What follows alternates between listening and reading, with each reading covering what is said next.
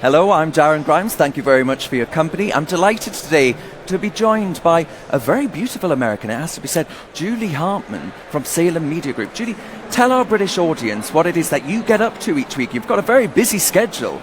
I certainly do, and you are very kind to add that adjective in your introduction. I appreciate it. So I have a talk show with Dennis Prager, who is an American radio host, and he's a speaker here at this conference. Our show is called Dennis and Julie. It airs once a week. You can find it on YouTube, Spotify, Apple. And then I have my own show called Timeless with Julie Hartman, because I believe that conservative principles are timeless. That is 3 times a week. You can also see it on YouTube, Spotify, Apple. And then I also guest host for many of Salem's nationally syndicated talk radio shows in the United States, and I've written for the Wall Street Journal, the Epoch Times, the Daily Wire, the American Spectator, so... Wow. Indeed busy, yes. But all for a good fight. Now, do you understand why it is that conservative radio and talk radio in general, in the United States, it's wildfire, right? So many people want it.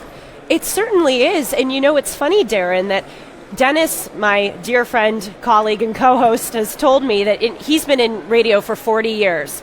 And he said that 40 years ago, he was told that radio is a dying medium. And then 40 years later, he has millions of listeners. There is something about it in the United States. When I guest host for Dennis, I have people calling in who are ranging from 18 years old to 90 years old. So I don't quite know what the secret is, but I'm delighted. Yeah, well, it must be said, GB News is Britain's fastest growing radio station. So I know, I'm a big fan of GB News. Brilliant, well, we like that. Now, the conference itself, we're here at ARC. Now, we're talking about responsible citizens and actually perhaps telling a story about the West that hasn't been told for a generation or two now. Yes. Do you worry about the West's future when it comes to the next generation? I really do. I lay awake at night worrying for the West's future. My wake-up moment, Darren, was in 2020. Not only because of the draconian COVID lockdowns that we saw in the United States and across the world, but also because of the Black Lives Matter riots after the death of George Floyd. That fundamentally transformed my country. The police were defunded, certain bail programs were abolished, these radical race and also gender diktats were suffused in American public schools. We literally in the past 3 years have witnessed a radical transformation of society. And so I think what is so encouraging about this conference is to meet people not just from my own country, but internationally, who are understanding the gravity of the moment. And I think the utility of this conference is that we are both learning and becoming stronger in our principles, but we are meeting other people and connecting with one another. And I hope that it will propel us forward to, by our own individual examples, try to reverse this tide, because I'm sorry to sound alarmist, we may not have that much time left. We have to get to work. I mean, we've seen on the streets of London, and Julie, you'll have no doubt seen it yourself, over recent weeks, hundreds of thousands of people campaigning out there with their Palestinian flags and all the rest of it. I know. Only a very short amount of time since the October 7 massacre that took place in Israel. Yes. Do those scenes disturb you? Of course they disturb me. Here at the conference, as you may have heard yesterday, there was a speaker who said that most Americans are pro-Israel, thankfully. But if you look at Gen Z Americans, that is my age group, roughly 18 to 25, I'm 24 years old, 50% only are pro-Israel. 50% say they're pro-Hamas. And so it shows you the extent of the brainwash. But here's what's going on in the United States, Darren. We have been taught to divide the world between oppressor and oppressed. And those are categories that cannot be changed. If you are white, straight, male, no matter what has happened to you, and if you are Judeo-Christian, if you are Western, you are always the oppressor.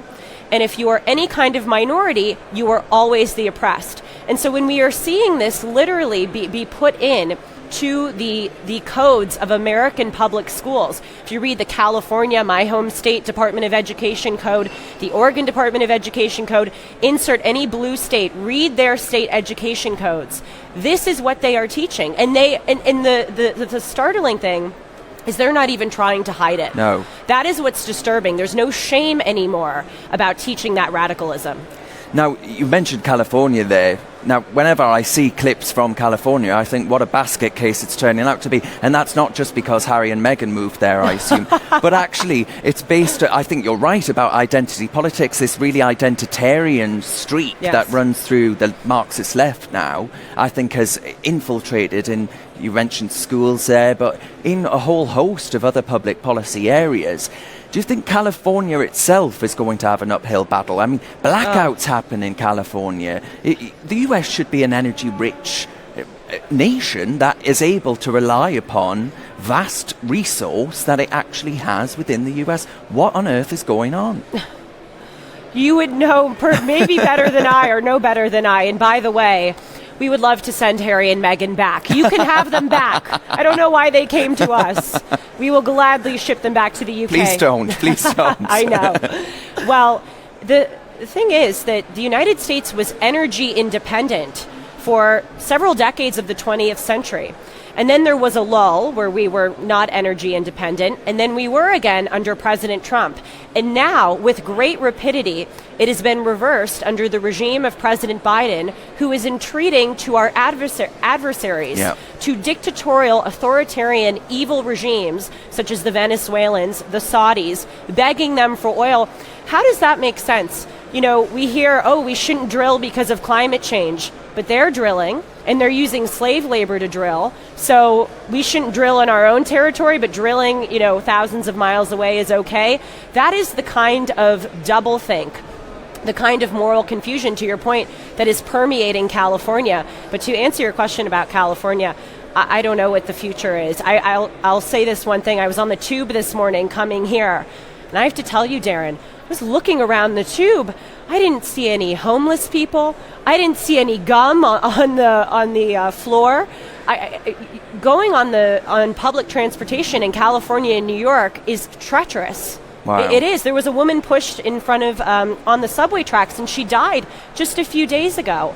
And so perhaps California could learn a thing or two from Britain. I know Britain is having its own troubles. Well, indeed, I worry that we're on that trajectory, that Californian trajectory. Right. How do you think the West can actually, go back a step or two and actually re-find its values and faith that it used to have? And I don't just mean religious faith, because I think that would be perfectly laudable and a good thing to happen. I'm a Christian myself.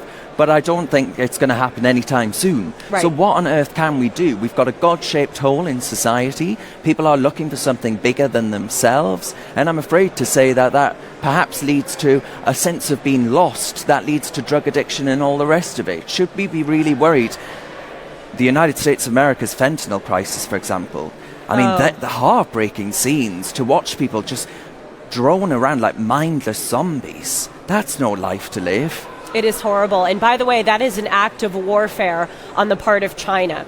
China makes and manufactures the fentanyl, sends it to Latin American drug cartels, which have funneled it across our border at record rates, especially under the Biden regime, as I call it. There are over 100,000 Americans dying each year from drug overdose. That has proliferated so much in the past decade. Anyway, though, you are right that there's a crisis of meaning. You said there was a God-shaped hole in our society. I think that is why we see in the Western world so many young people who are the beneficiaries of Judeo-Christian values and of Western institutions going out and protesting, rioting, and looting to tear down the very system which has so benefited them. I think it's a crisis of meaning. I think that they don't have God in their lives, and they think that by joining a movement, they will find the kind of kinship and the kind of, meaning, sense of something greater than you that we all yearn for. Exactly. But what they don't understand is that is not the way to find it. Absolutely. I mean, if you were to, pop into the White House, the Oval Office anytime soon, and you take perhaps a few lines or two that you've learnt from our conference meeting people over the past couple of days, what do you think that the key takeaways ought to be for the presidents of the United States of America? Oh my gosh. Well, there's so much, I imagine. Yes, it's an insurmountable obstacle. I would say generally, certainly in the United States, we are facing a cultural problem. Yes. That's what we're seeing with the transformation of education, of policing, even of financial institutions.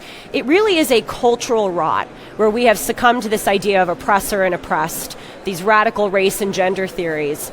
And so I would say to them, Judeo-Christian values are the fundamental core of our civilization. You don't need to believe in God to accept and appreciate and have reverence for those values. You asked me about certain lines from ARC. Ayaan Hirsi Ali spoke about this eloquently yesterday. Yes. She did not grow up in the West. She grew up in a radical Muslim society. And she said, I don't know if I believe in a Judeo-Christian God, but this is the civilization that I have come to, and I believe very much in these values. So I would try, I don't know how successful I would be, I would try to remind people of the universality and the gloriousness to everyone of Judeo-Christian values. They're both very religious and also a-religious because they apply to everyone equally. And, oh gosh, I don't know. I would say, President Biden, please retire, go home, resign. Let someone else come in. Well, I'm sure there will be plenty of people watching this that agree with those sentiments 100%. I'm sure. Julie Hartman, thank you very much. I can see why you are a streaming superstar. Oh, you are very kind. You started off the interview with a compliment and ended one with a compliment. Well, that's it. And I didn't pay him to say that. You're very kind. Thank you, Darren. Pleasure to be with you. Perfect, yeah.